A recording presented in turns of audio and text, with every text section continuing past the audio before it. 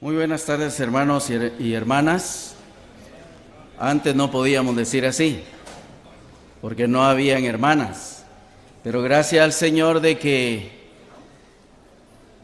las hermanas también han tenido ese interés grande de poder estar en estas reuniones que son de suma importancia para el aprendizaje en la vida cristiana.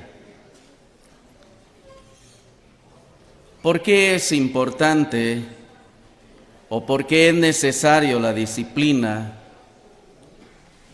en la iglesia del Señor? Porque todo organismo sin disciplina es un centro de corrupción, donde cada uno hace lo que bien le parece. Hay 4 entidades en el mundo donde se debe de aplicar o debe de imperar la disciplina. Podemos ver en la Biblia, la disciplina debe imperar en los gobiernos, la disciplina debe de imperar en los centros educativos, la disciplina debe imperar en los hogares y la disciplina debe de imperar en la iglesia. El tema que nos ocupa y que por la mañana hemos venido observando es la disciplina bíblica en la iglesia de nuestro Señor Jesucristo. En esta fase que me corresponde hacer la entrega de este punto importante, lo que es los que promueven divisiones y el pecado de fornicación. Quiero animarles, hermanos, con la ayuda del Señor, a abrir sus Biblias en la carta que escribe el apóstol Pablo a la iglesia en Roma. La carta del apóstol Pablo a los hermanos en Roma. Vamos a ver aquí en el capítulo 16 de esta carta y con la ayuda del Señor vamos a leer el versículo 17 al 19.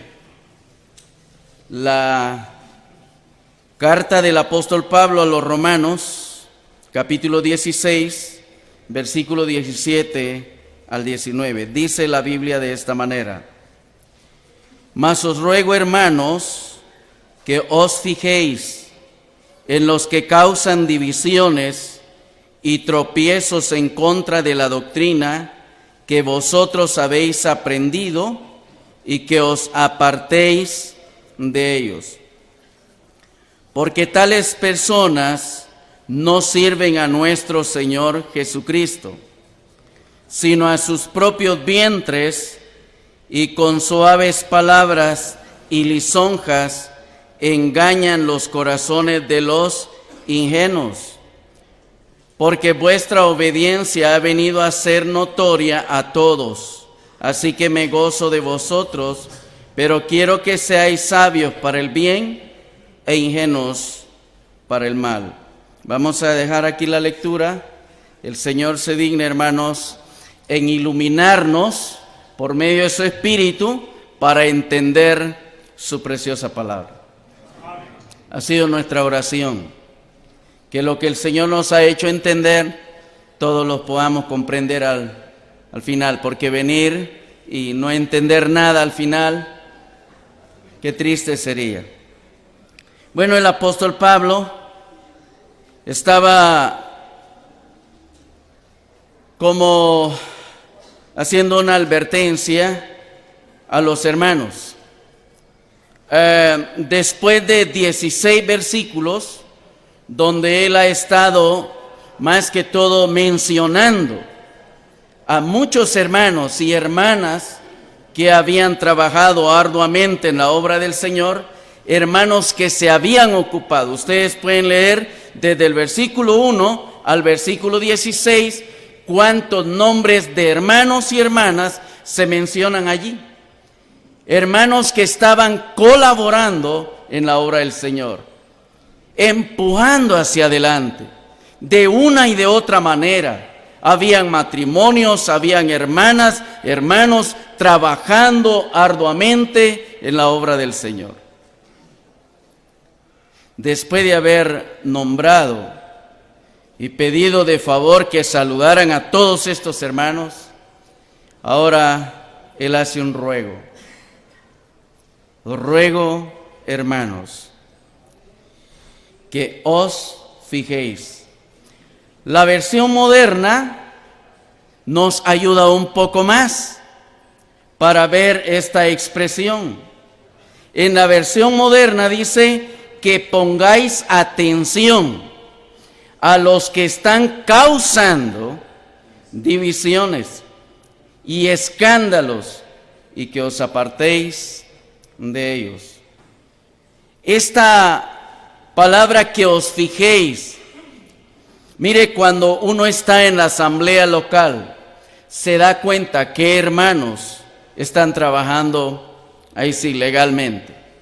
¿Y quiénes son aquellos que se levantan? Mire, detectar el peligro de afuera hacia adentro es fácil. Detectar a un hereje, a un hombre que trae mala doctrina de afuera hacia adentro es fácil. Pero detectarla de entre los mismos que están allí adentro, en la misma congregación, en la misma asamblea, ahí es difícil. Y bueno, el apóstol dice, os ruego, hermanos, que os fijéis. Pablo les ruega, aunque tenía autoridad de mandarles, pero él le hace muchos ruegos a los hermanos, a que ellos vean, detecten quiénes son aquellos que están causando divisiones y que se aparten. Eso le dice a la iglesia en Roma, a los hermanos ahí, y que os apartéis de ellos. Realmente, hermanos, este escándalo que podría causar a alguien que estaba dentro de la congregación y que se levantan haciendo estas cosas, siempre hay, siempre existen. Porque hay ejemplos bíblicos. Por ejemplo, la iglesia de Corinto. El caso de esta iglesia que estaba dividida. Y podemos ver, por favor, quiero animarles a ver en la primera carta que escribe el apóstol Pablo a los Corintios. Primera carta a los Corintios, no la primera de Corintios. La primera carta a los Corintios. Ellos son los receptores de esa carta. Pablo se las envía. Y en esta primera carta vamos a ver en el versículo 10 que el apóstol, por el Espíritu Santo, también está ayudando a esta iglesia. Está tratando de que ellos mantengan unidad. Veamos el versículo 10 del capítulo 1. Os ruego pues, hermanos, por el nombre de nuestro Señor Jesucristo, que habléis todos una misma cosa, y que no haya entre vosotros divisiones, sino que estéis perfectamente unidos en una misma mente y en un mismo parecer. Sigamos la lectura. Porque he sido informado acerca de vosotros, hermanos míos, por los de Cloé, que hay entre vosotros contiendas. Quiero decir que cada uno de vosotros dice, yo soy de Pablo, y yo de Apolos, y yo de Cefas, y yo de Cristo. Versículo 13. ¿Acaso está dividido Cristo? ¿Fue crucificado Pablo por vosotros?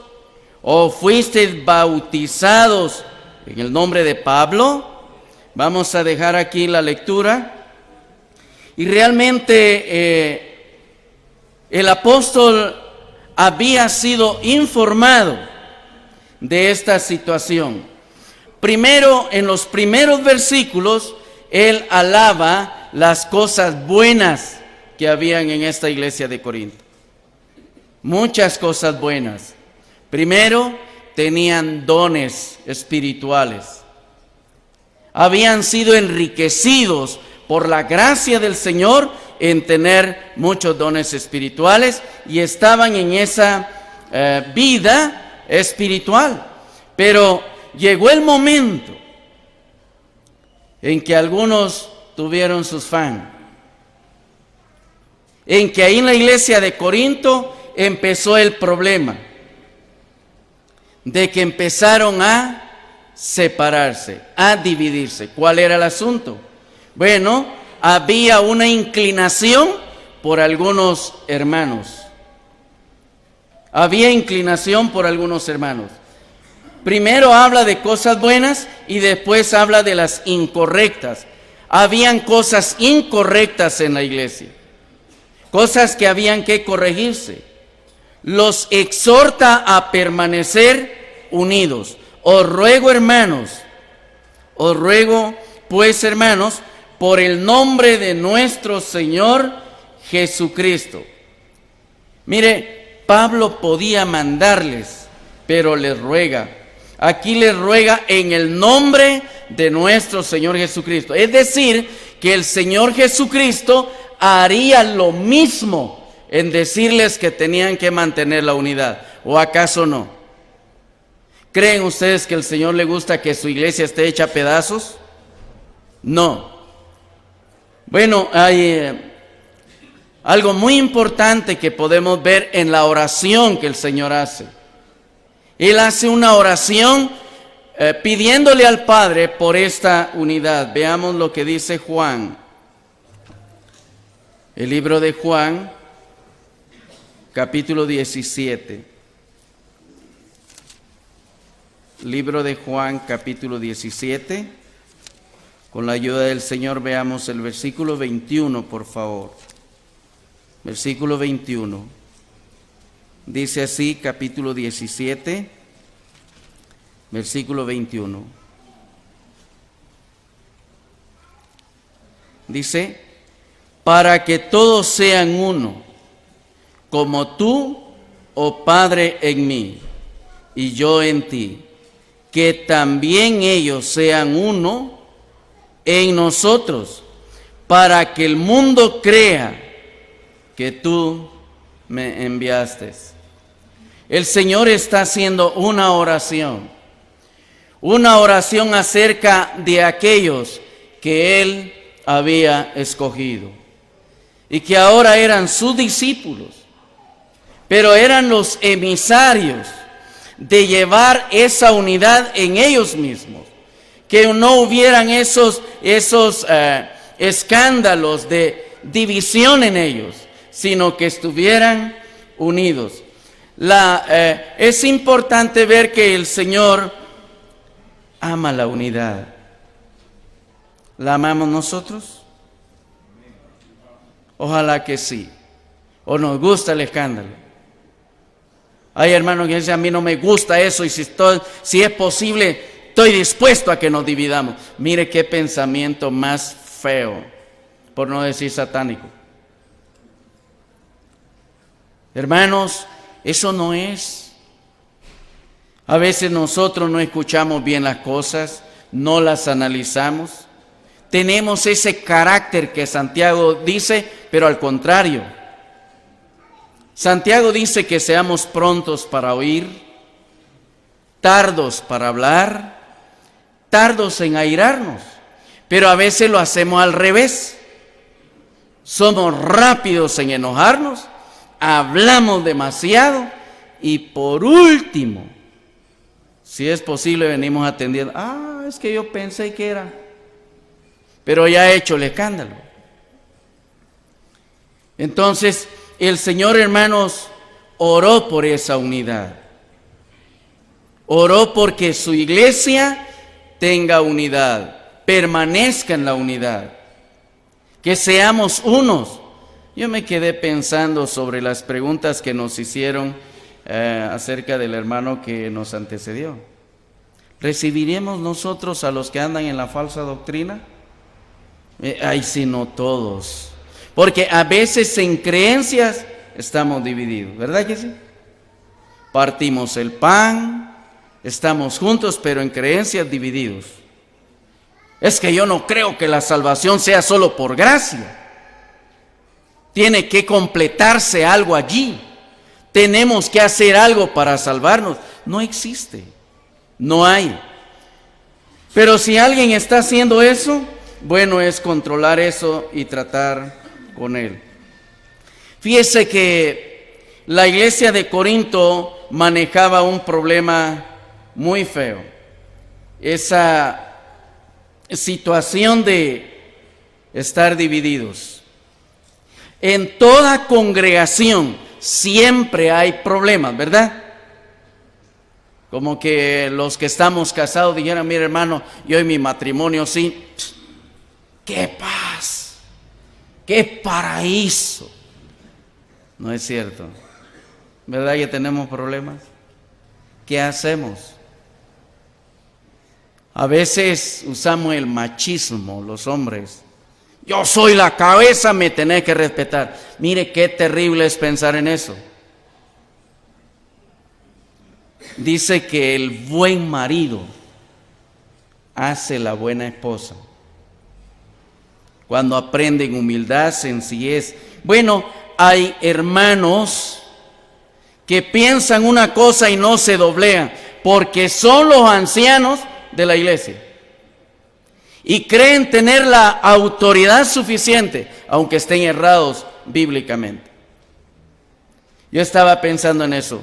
Los ancianos son los llamados a aplicar la disciplina en la vida de cualquiera que ha errado, ha fallado, se ha equivocado, ha pecado.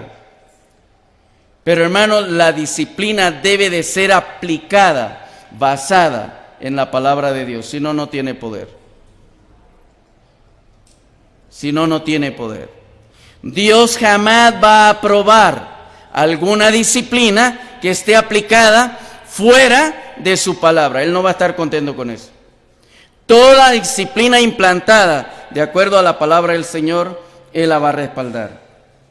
En la iglesia de Filipos podemos observar que esta iglesia era un poco más espiritual que la iglesia de Corinto. Mire, porque los de Corinto tenían este problema. 4 grupos, mencionamos 3.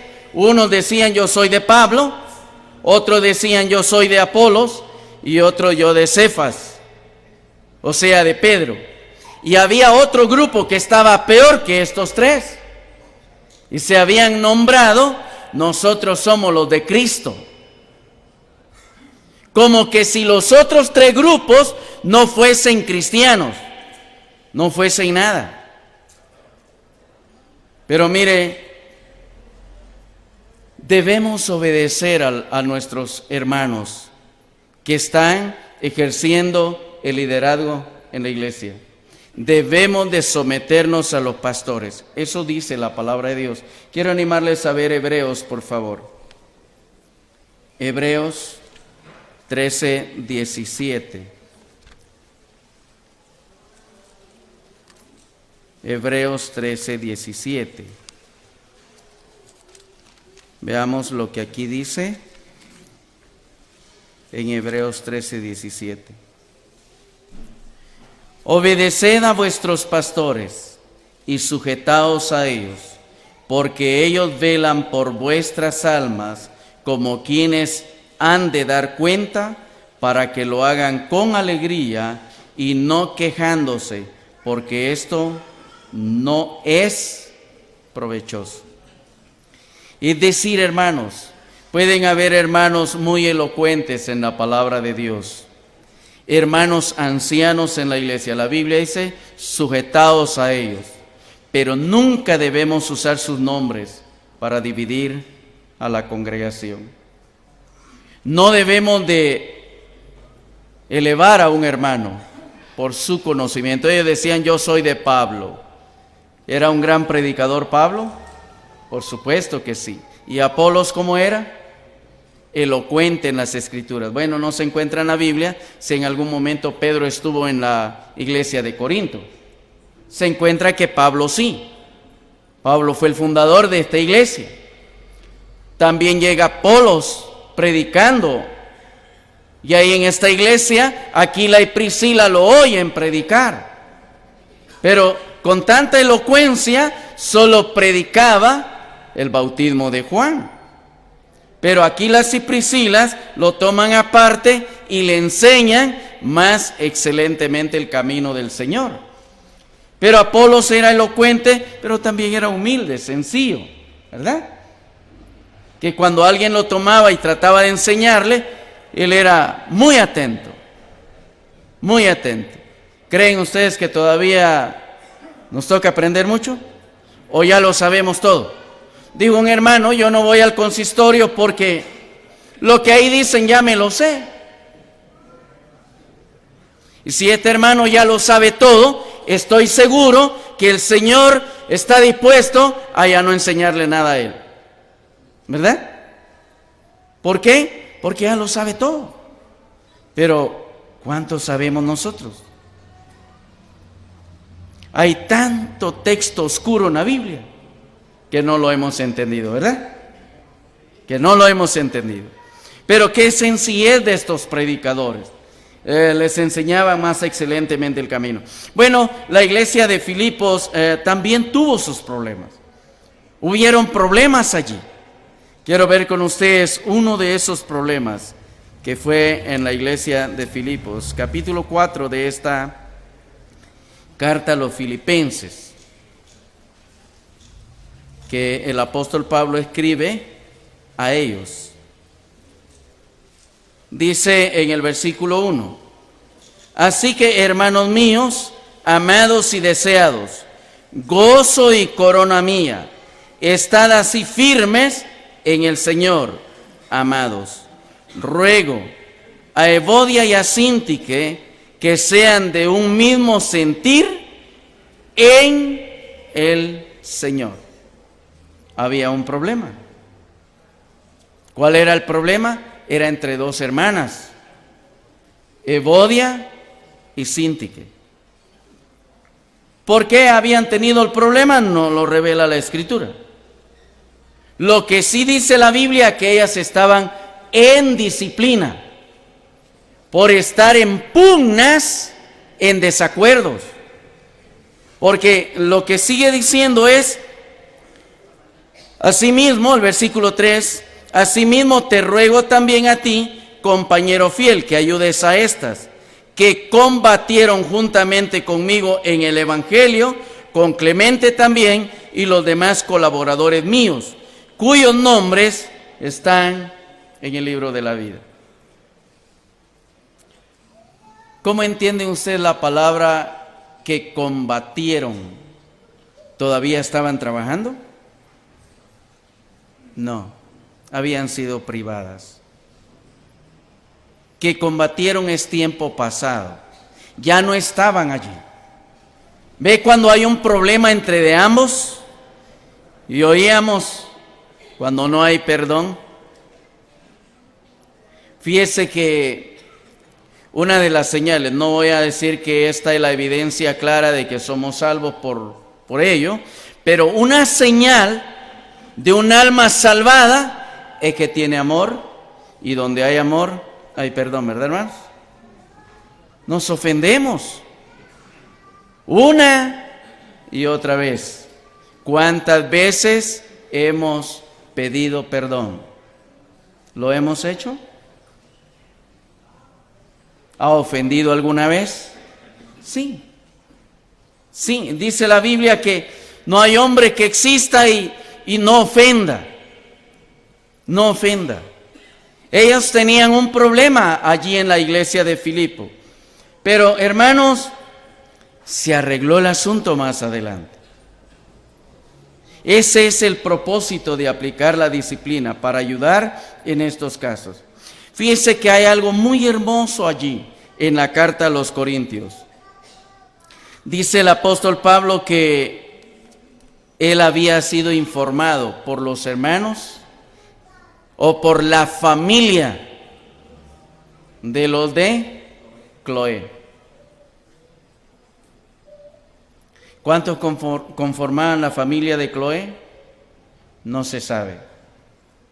Lo que sí vemos, que era una familia que amaba la unidad. Y que cuando miraban el defecto, cuando miraban la falsedad, cuando miraban a alguien haciendo algo incorrecto, ellos decían la verdad. Eran verdaderos. Nunca vayamos a hablar algo de alguien si no es la verdad. Por favor, si no es la verdad. Ellos decían la verdad. Pablo dice en la carta a los Corintios, donde estamos viendo, en la primera carta al capítulo 1, que esta familia le informó a él, le informó acerca de estas situaciones. Dice, versículo 11, porque he sido informado acerca de vosotros, hermanos míos, por los de Cloé, que hay entre vosotros contiendas. Pablo dice, y en parte lo creo, había sido informado por ellos, por lo de la familia de Cloé, que habían contiendas, habían problemas internos en la iglesia de Corinto. Cada uno tenía su líder. ¿Por qué ocurren estas cosas? Hermanos, la causa de divisiones muchas veces no se corrigen. Se sabe que hay un hermano allí que está causando ese problema, pero no se corrige, se toleran esos males. Si esos males no se corrigen, hermano, la iglesia va a ir al fracaso. La iglesia local va a llegar a dividirse por hermanos carnales. Veamos lo que la palabra de Dios dice en la carta que escribe Pablo a Tito acerca de tratar con ese pecado de división.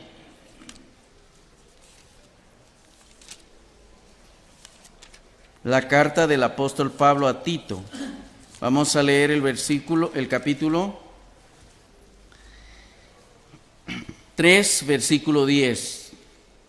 Dice, al hombre que cause divisiones después de una y otra amonestación, deséchalo, sabiendo que el tal se ha pervertido y peca y está condenado por su propio juicio. Es decir, que cuando se empieza eso en la vida de un creyente, que empieza a hacer una evaluación, que él es mejor que los demás, está condenado por su propio juicio. Siempre él tiene la razón, siempre él cree que está haciendo lo mejor y que los demás no sirven. Y empieza a entrar en una oposición de rebeldía. Toda división viene por tres cosas. Viene por tres cosas. Primero, por un resentimiento. Oh, tanto corazón resentido. ¿Por qué a mí no, verdad? ¿Por qué a mí no me toman en cuenta? En la asamblea local donde el Señor me ha permitido estar por 30 años, que un hermano me dice, ¿por qué solo a usted lo invitan? Le digo, hermano, no sé, ¿quiere que usted lo invite? Vamos, vamos, hermano, en el nombre del Señor vamos. No tengo tiempo. O sea, él se dedica a su trabajo, él se dedica a sus labores, pero él quiere tener los privilegios que otros tienen y no ha hecho los méritos. Esos resentimientos que están allí, porque no tengo lo que otro tiene. Mire, ese resentimiento, el liderazgo enfermizo. ¿Cuántos quieren ser ancianos?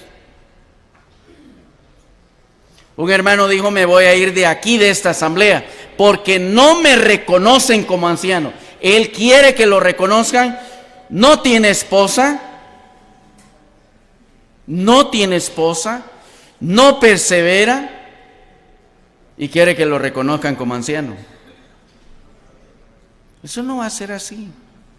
Mire, algunos creen que ser anciano es un puesto. No, les voy a decir con franqueza que a la luz de la Biblia he visto que es un trabajo noble. Es un trabajo noble. Ser anciano no es tener un puesto, sino es hacer un trabajo noble. Y por eso el Espíritu Santo pide que los que van a ejercer este trabajo noble sean hombres nobles. Sean hombres nobles. Pero ese liderazgo enfermizo, esa competencia, yo quiero estar donde está fulano de tal. No es así, hermanos. Por favor, el verdadero liderazgo está en vía del ejemplo. Todo hermano, todo anciano en una iglesia debe estar por encima de la iglesia, no en autoridad, sino en ejemplo. Porque el Señor no ha puesto a nadie ahí para ser capataz, ¿verdad? Hagan esto otro, vayan, vengan. No. Sino la palabra es vamos, hagamos. Mostrar ese liderazgo. Y a través de esa conducta se adquiere la verdadera autoridad.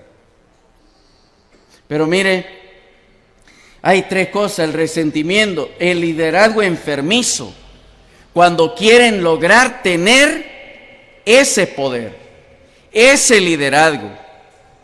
Y si no lo logran ahí en la asamblea, pues nos vamos de acá. Y se llevan a un grupo de hermanos diciéndole, allá vamos a estar mejor. Dijo una hermana ahí en Coatepec que la encontré y platicamos con ella y me dice, ay, hombre infeliz. O sea, el líder que se lo llevó. Si yo hubiese sabido que se iba a comportar así, nunca lo hubiera seguido. ¿Sabe que hay mucha gente que tiene Biblia y no es feliz? Por eso se les llama infeliz, no por otra cosa, sino alguien que no tiene felicidad. La verdadera tranquilidad, la verdadera paz, es un hombre que anda en una vida inquieta, buscando dónde ser feliz. ¿Somos felices en Cristo? ¿O estamos ahí con esos resentimientos y remordimientos y por qué yo no? No, hermano, no debería de ser así. Otra de las cosas es el egoísmo, el resentimiento, el liderazgo enfermizo y el egoísmo. Fíjese que dice que las mujeres son más vulnerables al chisme que los hombres. Pero los hombres somos más vulnerables al orgullo. ¿Cuánto de orgullo tenemos? Ese egoísmo que se maneja dentro. Mire qué tremenda es la situación cuando se cae allí. Por esta causa se llega a actuar de una forma carnal, no importando nada acerca de lo que la palabra del Señor dice de la unidad. Y se actúa carnalmente. Y no solamente eso, sino que se contagia a los demás. Un creyente carnal, hermanos, no se va solo. Siempre se lleva a algunos otros con ese contagio carnal que tiene. Que el Señor nos ayude. Porque he estado viendo quién en realidad es el mayor peligro en la obra del Señor. ¿Serán los apóstatas? ¿Será la apostasía? ¿Será el ecumenismo mundial? ¿O seré yo? o seré yo? Puede ser que seamos nosotros, porque hay tanto de carne que nos puede llevar a causar el peor problema en la iglesia del Señor. ¿O acaso no? Se ha visto esa situación. Bueno, hay otros casos. Este caso de división debe de ser tratado, disciplinado. Una vez que un hermano que haya hecho estos actos y haya sido puesto en disciplina, por favor, la Biblia dice, apártense. Duele, ¿verdad? Dijo un hermano, no, ¿cómo van a pensar? El hermano hay que recibirle la ofrenda. Él es muy ofrendador. No, hermano, no lo hagamos. Por amor al Señor, por amor a su palabra, Él está bajo disciplina. Él no puede ni llegar a tocar la escoba con que se barre el templo. Está bajo disciplina, privado de privilegios. Yo no sé hasta dónde ustedes han visto esto, pero algunos no tienen esa idea. Está en disciplina, pero no lo tratemos tan mal. Ahí vayamos contemplándole. Y a veces creyentes que no se sujetan a la disciplina, perseveran en una vida carnal. Hay otros casos, por ejemplo el caso de inmoralidad de la iglesia de Corinto. Esta clase de pecado que es la fornicación encontrada ahí, es importante notarlo. Vamos a ver aquí en primera carta a los Corintios, ahora es el capítulo 5 de esta carta. Capítulo 5, y vamos a ver con la ayuda del Señor el versículo 5, del 11 al 13. Primera carta a los Corintios, capítulo 5, versículo 11 al 13. Dice, más bien os escribí que no os juntéis con ninguno que llamándose hermano fuere fornicario,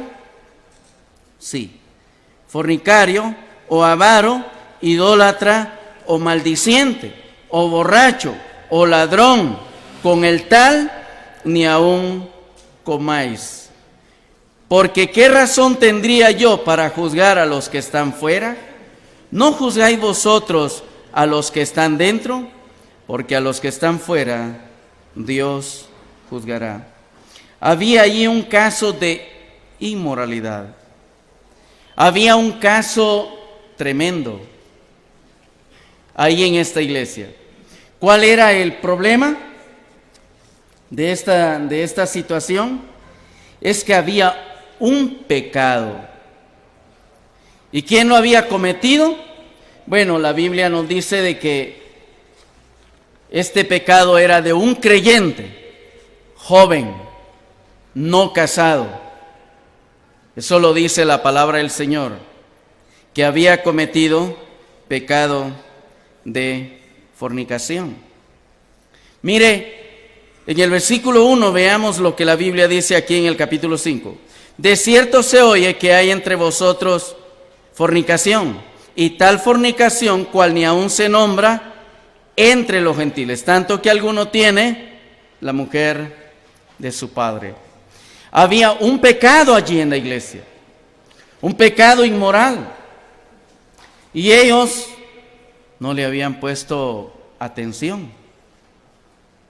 Se estaban haciendo de los desentendidos para juzgar ese caso. Bueno, había ahí en la iglesia un muchacho que tenía su madrastra y habían caído en el pecado sexual.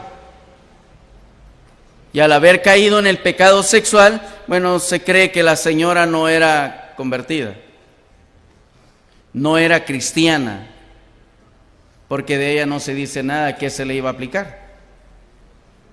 Porque al incrédulo dice, los que están fuera, Dios los juzgará. ¿No juzgáis vosotros los que están dentro? Bueno, este pecado estaba allí. Ellos no habían tomado la actitud correcta para tratar ese caso ahí. Era un caso muy notorio. Ya lo manejaba el público, ya lo sabía, ya todos tenían información. Conozco un caso, hermanos, no es un cuento, es una realidad, de un hermano que estuvo en una asamblea.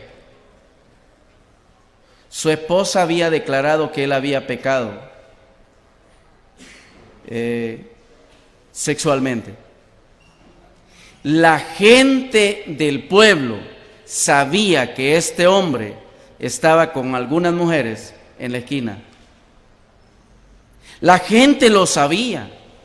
Cuando se le hizo saber a los ancianos de la iglesia, dijeron: no, ¿cómo va a ser posible? Eso no lo creemos. La esposa, los hermanos, la gente incrédula ya sabía del asunto. Este ya era un caso público. Bueno, dice, de cierto se oye. Ya estaba siendo manejado por la gente afuera. ¿Y por qué allí no se estaban tomando ya medidas para tratar ese asunto? ¿Por qué se llega a tener tanta flojera? Pablo se escandaliza de ello. Se escandaliza por ese pecado que está allí, pero más se escandaliza por lo flojo que estaba la iglesia de Corinto para no tratar con ese pecado. A veces, hermanos, que porque somos amigos, por favor, no vayamos a confundir esto.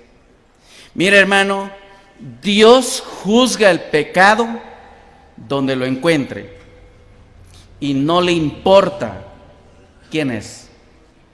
Él es Dios.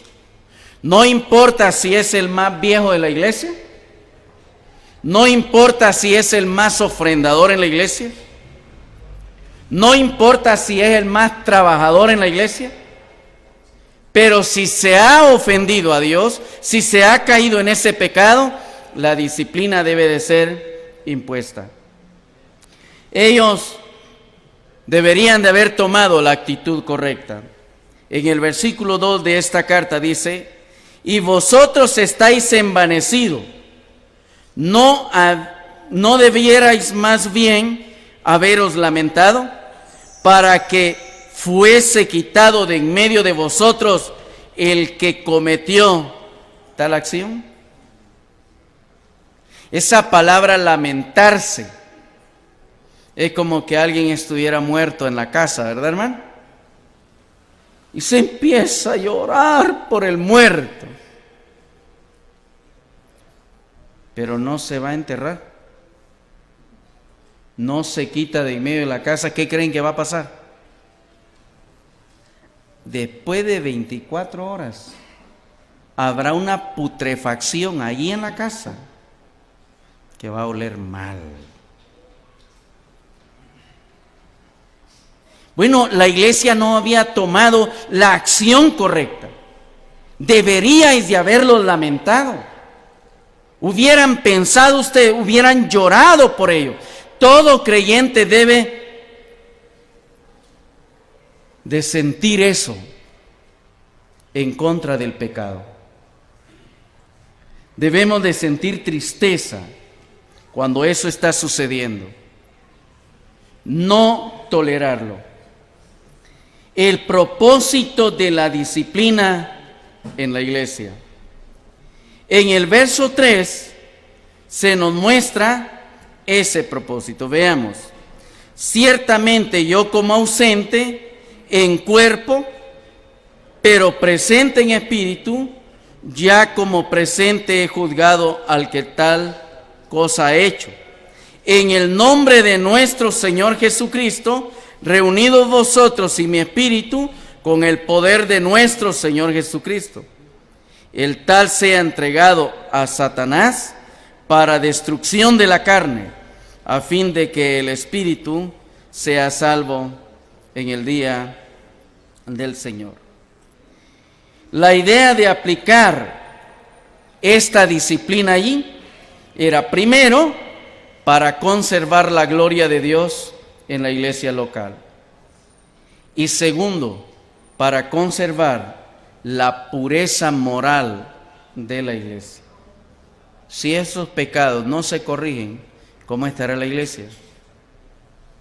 Y mire, la palabra del Señor dice que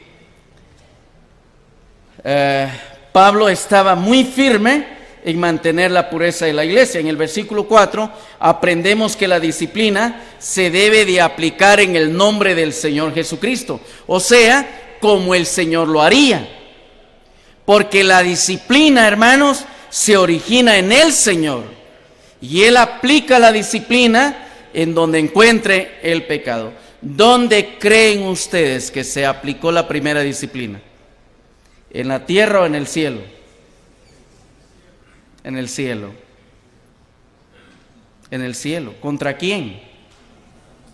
Contra un ser querubín. Contra un querubín protector que se rebeló contra Dios. Hermanos, cuando alguien cae en un pecado inmoral, peca contra tres entidades. Primero, peca contra la santidad de Dios.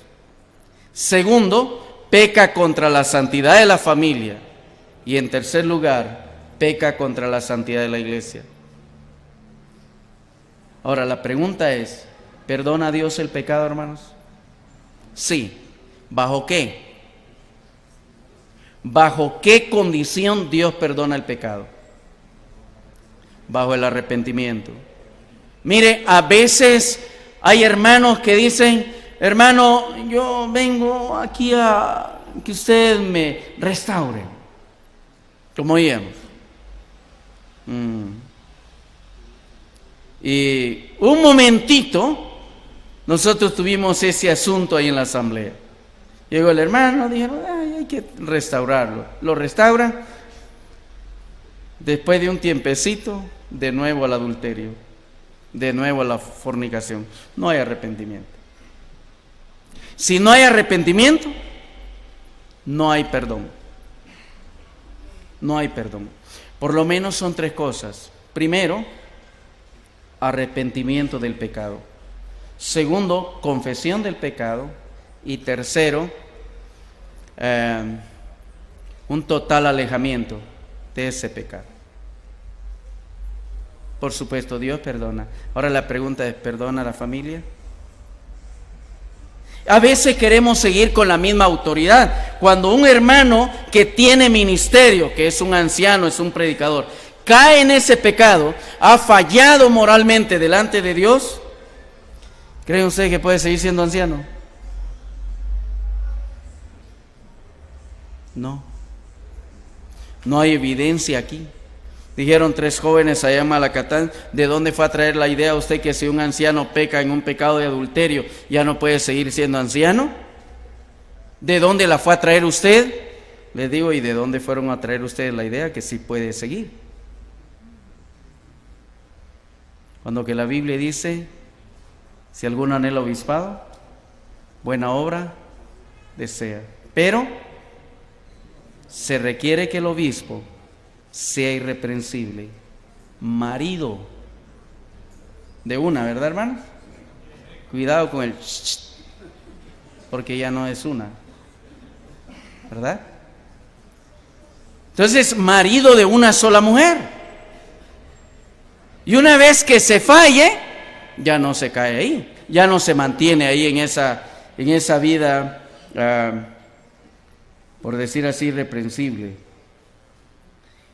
Ese es el propósito de aplicar disciplina, conservar. Hay otros propósitos de la disciplina y es limpiar. Limpiar.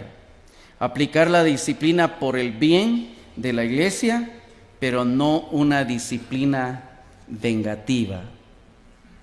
Por favor, hermanos, nunca apliquemos disciplina en alguien por venganza, nunca. Porque si eso hacemos, entonces nosotros somos los que estamos actuando, pero no la palabra del Señor. Yo recuerdo una vez que me dijeron, va a ser disciplinado. ¿Por qué? Porque usted dijo la verdad en contra de nosotros. Bueno, si creen que así es, yo me siento allá atrás. Pero hay hermanos que como son ancianos, si les van a decir algo en contra, me las paga. Y cualquier cosita van a tomar para traerlo a juicio y aplicar una disciplina por venganza. Créanlo, por ser ancianos. Yo llegué al extremo de decir a los hermanos, bueno, aquí hay policías, pero hay policías buenos y policías ¿qué? Malos, ¿verdad? No se vayan a ofender por eso, pero sí, lo hemos estado viendo y todo el asunto. Pero mire, a veces el policía corrupto hace cosas indebidas. Y como tiene el poder, le busca una y otra forma, ¿verdad? A fin de castigar al pobre. Llevarlo a la prisión. ¿Y por qué lo trajo? No llevaba llanta de repuesto. Y solo por eso. Mire qué tremendo. Y a veces los hermanos, por causa de venganza, no hay justificación, no hay ninguno de los 5 pecados por los cuales se debe de aplicar la disciplina. Pero mire, se hace ese trabajo. Qué bueno que aquellos que lo han recibido dicen, está bien hermano, me voy atrás. Pero cuando eso se hace, se condena más al que aplica la disciplina. Porque el Señor en forma directa tratará con él. Porque la iglesia no es de ningún hombre, ¿verdad que no? La iglesia es del Señor. Él la ganó, Él la compró con su propia sangre. Así que lo único que cada uno es ser siervo del Señor, administrador de los bienes del Señor.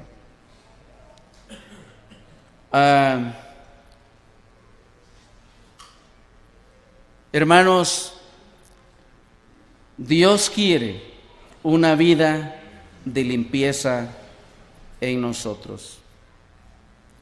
Una vida de limpieza en nosotros. Por favor, pongamos atención a esto. Dios quiere que todos nosotros investiguemos en nosotros mismos si hay pecado en nosotros. Mire, la Biblia nos habla aquí de una situación y vamos a verlo, que Dios quiere que nosotros podamos ir viendo que en nuestras vidas hay limpieza. ¿Por qué? Porque un poco de levadura, leímos, quiero leer con ustedes esto por favor, en el versículo 7 de este capítulo 5. Dice, limpiaos pues de la vieja levadura, para que seáis nueva masa, sin levadura como sois, porque nuestra Pascua, que es Cristo, ya fue sacrificada por nosotros. Un poco de levadura, una sola maldad en nosotros, va a ir creciendo, y Dios la ve. No pensemos que podemos hacer el pecado y que a Dios lo vamos a evadir. Nunca. Oíamos en Gálatas 6:7 que dice, no erréis. Dios no puede ser burlado. Pues todo lo que el hombre sembrare, eso también segará. Veamos lo que dice Sofonías, hermano. El libro de Sofonías, con la ayuda del Señor, veamos en el capítulo 1 de Sofonías, versículo 12. Sofonías capítulo 1, versículo 12.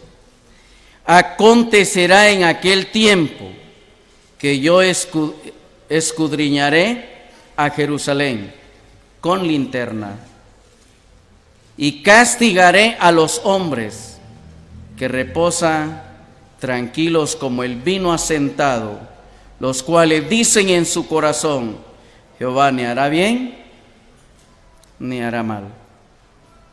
Dice que los que celebraban la Pascua, la fiesta de la Pascua, que era una conmemoración judía de recordar el día que el Señor los había sacado de Egipto. Cuando ellos celebraban esta Pascua, dice que cada uno tomaba una linterna y buscaba en la casa con delicadez hasta el último pedacito de levadura que hubiese en la casa y fuese sacado.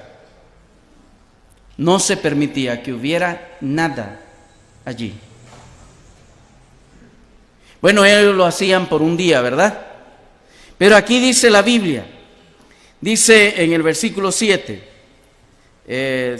según la carta a los Corintios, en lo cual estamos ubicados, capítulo 5, versículo 7. Limpiaos pues de la vieja levadura, para que seáis nueva masa, sin levadura como sois, porque nuestra Pascua, que es Cristo, ya fue sacrificada por nosotros. Cristo, hermanos, dio su vida por nosotros. El Cordero de Dios que quita el pecado del mundo. Él ya nos ha limpiado con su sangre. Y la vida del creyente debe de ser una vida de continuo, viviendo en santidad. En santidad. Y esto es lo que la palabra del Señor nos dice, que debemos de vivir siempre en esa postura de vida.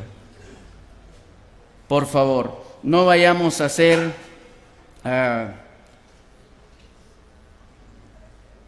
engañados nosotros mismos. Si andamos mal, por favor corrijamos eso. Nuestra Pascua, que es Cristo, ya fue sacrificada. Esa es la idea, de limpiarnos a través de la palabra del Señor. La Biblia nos manda, hermanos, que como hermanos en Cristo, que buscamos la idea de vivir una vida bajo una disciplina correcta, nos da el listado de que si alguno ha sido tratado por algún pecado, que por favor no nos juntemos con estos hermanos. Veamos lo que dice el versículo 9 al 13, por favor, de esta carta. Os he escrito por carta que no os juntéis con los fornicarios, no absolutamente con los fornicarios de este mundo, o con los avaros, o con los ladrones, o con los idólatras, pues en tal caso os sería necesario salir del mundo. Versículo 11. Más bien os escribí que no os juntéis con ninguno que llamándose hermano fuere fornicario, o avaro, o idólatra, o maldiciente, o borracho, o ladrón. Con el tal ni aun comáis. Esta expresión os he escrito por carta. Puede ser que Pablo ya les había enviado alguna carta. Que no os juntéis con los fornicarios. Bueno, ¿con quiénes en realidad? Un hermano dijo, ¿cómo va a estar usted ahí trabajando con este si está en fornicación? Pero es incrédulo. No se junte con él. Pero si en la misma compañía estamos, ahí trabajaba él, ahí trabajaba yo, y trabajábamos bastantes. No nos está mandando la palabra del Señor a irnos a encuevar. No nos está mandando a un monasterio a irnos a encerrar, porque fuera contrario a lo que el Señor dijo. Según el libro de Juan, capítulo 17, veamos lo que él dice acerca de esto. Juan capítulo 17, versículo 15. Juan capítulo 17, versículo 15. Dice así. Dice, no ruego que los quites del mundo, sino que los guardes del mal. No son del mundo, como tampoco yo soy del mundo. Santifícalos en tu verdad. Tu palabra es verdad. Dice, no ruego que los quites del mundo. No, fuimos puestos en este mundo para ser los emisarios de la verdad, dar el testimonio de la palabra de Dios. Entonces, podemos ver que no está mandando el apóstol aquí a que nos apartemos de aquellas personas incrédulas, en el sentido de no juntarnos con ellos, sino la idea aquí es de no juntarnos con aquellos que, llamándose hermanos, fueren fornicarios. Dice, sí, llamándose hermanos, fueren fornicarios o avaros. Una pregunta que se destaca aquí es esta: ¿se condena en la iglesia local donde ustedes están?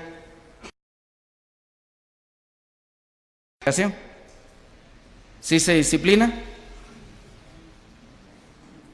Oh, muy pocos. ¿Se disciplina el pecado de fornicación en la congregación donde están? Amén. Un rotundo sí, ¿verdad? Se condena, hermano. ¿Y el pecado de avaricia?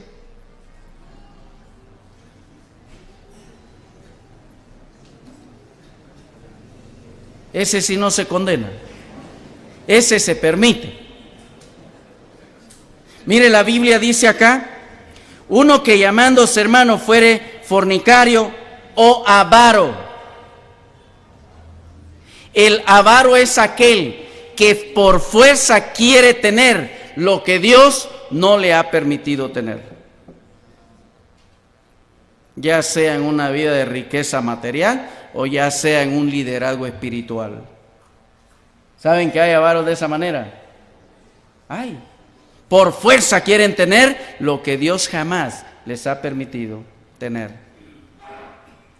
Y se cae en esa situación. ¿Se condena eso? No. Venga para acá. ¿Por qué no se condena? Puede ser que haya una razón. No se conoce esto. No se conoce como pecado y por ende no se condena. La avaricia. Avaro, idólatra, maldiciente.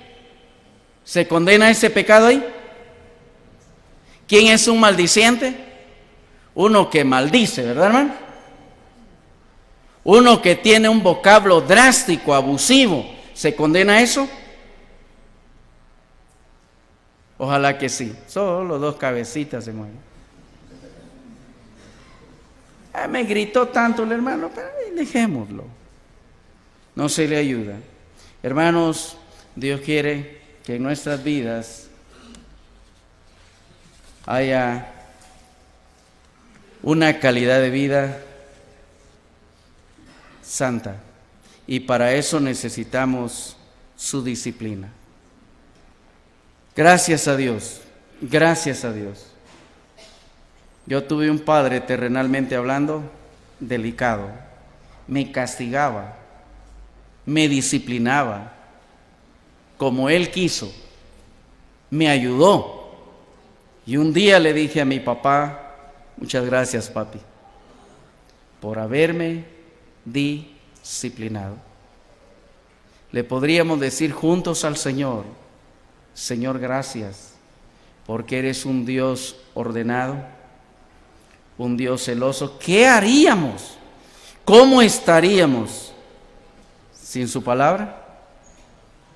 ¿Cómo, si teniendo la palabra de Dios andamos luchando, verdad, hermano? Y ahora sin ella, bueno y recto es Jehová, ¿verdad, hermano? Padre responsable con nosotros, nos ha venido educando, que Él nos perdone si no hemos logrado hacer bien las cosas. Pero ¿cuál es el interés más grande? Hacerlo lo mejor posible. ¿Para qué? Para la gloria de nuestro Padre Celestial. Que el Señor les bendiga.